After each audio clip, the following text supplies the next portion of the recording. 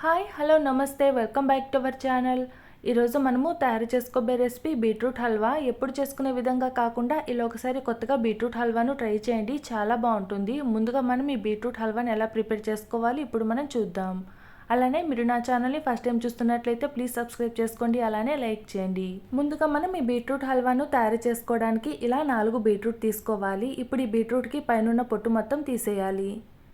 చూసారు కదండి, ఈ విధంగా పైన పొట్టు మొత్తం తీసేసిన తర్వాత ఇప్పుడు ఈ బీట్రూట్ని అంతా ఇలా మనం చిన్న పీసెస్ లాగా కట్ చేసుకోవాలి. ఇలా అంతా కట్ చేసి పెట్టుకున్న ఈ బీట్రూట్ని ఇలా ఒక మిక్సీ జార్ తీసుకోవాలి. ఇప్పుడు ఇందులోకి కట్ చేసి పెట్టుకున్న ఈ బీట్రూట్ ముక్కలు వేసుకోవాలి. అలానే 2 గ్లాసుల దాకా వాటర్ వేసుకొని ఇలా ఒకసారి అంతా బాగా మెత్తగా గ్రైండ్ చేసుకోవాలి.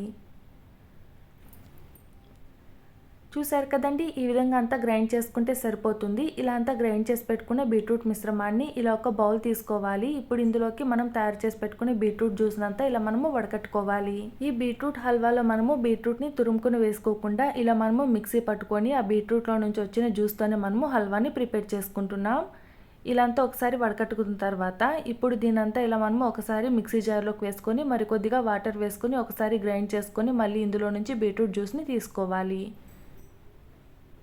చూసారు కదండి, ఈ విధంగా మనం ఈ బీట్రూట్ జ్యూస్ని తీసుకున్న తర్వాత మళ్ళీ ఒకసారి వడకట్టుకోవాలి. ఇలా ఈ బీట్రూట్ జ్యూస్ని అంతా ఇలా ఒక బౌల్లోకి వేసుకున్న తర్వాత ఇప్పుడు ఇందులోకి 3 స్పూన్ల దాకా కార్న్ఫ్లోర్ వేసుకోవాలి. ఇలా కార్న్ఫ్లోర్ వేసుకున్న తర్వాత ఇప్పుడు ఇందులోకి 6 స్పూన్ల దాకా పంచదార వేసుకోవాలి. ఇలా ఇవన్నీ వేసుకొని ఇలా ఒకసారి అంతా బాగా మిక్స్ చేసుకోవాలి. చూసారు కదండి, ఈ విధంగా అంతా ఒకసారి మనము బాగా మిక్స్ చేసుకోవాలి. ఇందులోకి వేసుకుని ఈ కార్న్ఫ్లోర్ అంతా ఈ బీట్రూట్ జ్యూస్లోకి అంతా బాగా కలిసేలాగా ఇలా ఒకసారి అంతా బాగా కలుపుకోవాలి. చూసారు కదండి, ఈ విధంగా అంతా కలుపుకొని కాసేపు పక్కన పెట్టుకుందాం. ఇప్పుడు హల్వాని సెట్ చేసుకోవడానికి ఏదైనా ఒక బౌల్ తీసుకోవాలి, లేకపోతే ఏదైనా ఒక ప్లేట్ అన్నా తీసుకుంటే సరిపోతుంది. ఇలా ఇందులోకి 1 స్పూన్ దాకా నెయ్యి వేసుకొని ఈ నెయ్యి అంతా ఈ బౌల్కి అంతా బాగా అప్లై చేసుకోవాలి. చూసారు కదా, ఈ విధంగా అంతా తయారు చేసుకున్న తర్వాత ఇప్పుడు ఇందులోకి మీకు నచ్చిన డ్రై ఫ్రూట్స్ వేసుకోవచ్చు. ఇక్కడ నేను కట్ చేసి పెట్టుకున్న బాదం పీసెస్ అలానే కాజు వేసుకుంటున్నాను. అలానే ఇప్పుడు ఇందులోకి కొద్దిగా గసగసాలు వేసుకోవాలి. ఇలా గసగసాలు వేసుకుంటే మనం తయారు చేసుకునే స్వీట్ చూడడానికి కలర్ఫుల్గా కనిపిస్తుంది. అలానే తినేటప్పుడు నోటికి అక్కడక్కడ తగులుతూ చాలా టేస్టీగా ఉంటుంది. ఇలా అంతా తయారు చేసుకొని పక్కన పెట్టుకుందాం. ఇప్పుడు స్టవ్ ఆన్ చేసుకొని ఇలా ఒక పెనం పెట్టుకోవాలి. ఇప్పుడు ఇందులోకి మనం తయారు చేసి పెట్టుకున్న బీట్రూట్ జ్యూస్ వేసుకోవాలి. ఇలా పెనంలోకి మనము బీట్రూట్ జ్యూస్ వేసుకున్న తర్వాత మనము గరిటెతో కలుపుకుంటూ బీట్రూట్ జ్యూస్ అంతా మనకు కాస్త దగ్గర పడేంత వరకు బాగా కలుపుకోవాలి.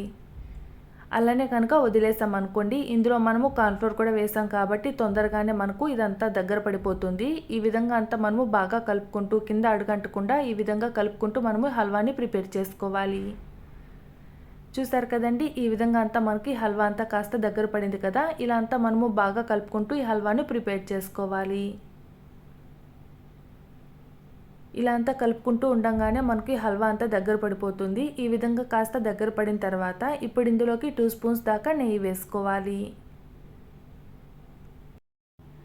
ఇలా ఈ హల్వాలోకి నెయ్యి వేసుకొని ఇలా ఒకసారి అంతా బాగా మిక్స్ చేసుకోవాలి. ఇలా ఈ హల్వాను మనం తయారు చేసుకునేటప్పుడు నెయ్యి కూడా ఎక్కువ పట్టదు, 4 స్పూన్లు నెయ్యి అయితే సరిపోతుంది. ఇలా ఈ 4 స్పూన్లు నెయ్యి ఒకేసారి వేయకుండా ఇలా మనం ఒకసారి కలుపుకున్న తర్వాత మరొకసారి మనము ఇందులోకి నెయ్యి వేసుకోవాలి.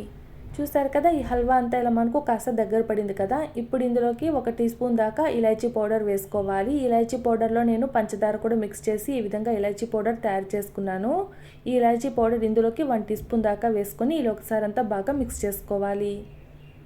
చూసారు కదండి, ఈ విధంగా అంతా మనకి హల్వా దగ్గర పడిపోయింది కదా. ఇప్పుడు స్టవ్ ఆఫ్ చేసుకుందాం. మనం ముందుగానే ఒక బౌల్లోకి నెయ్యి అప్లై చేసి పెట్టుకున్నాం కదా, అందులోకి హల్వా వేసుకోవాలి.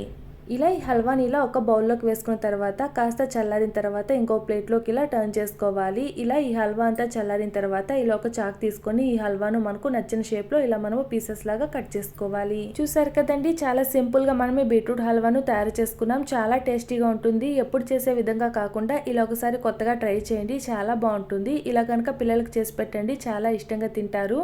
చూసారు కదండి, ఇలాంటి మరిన్ని రెసిపీస్ కోసం ప్లీజ్ నా ఛానల్ని సబ్స్క్రైబ్ చేసుకోండి, అలానే లైక్ చేయండి.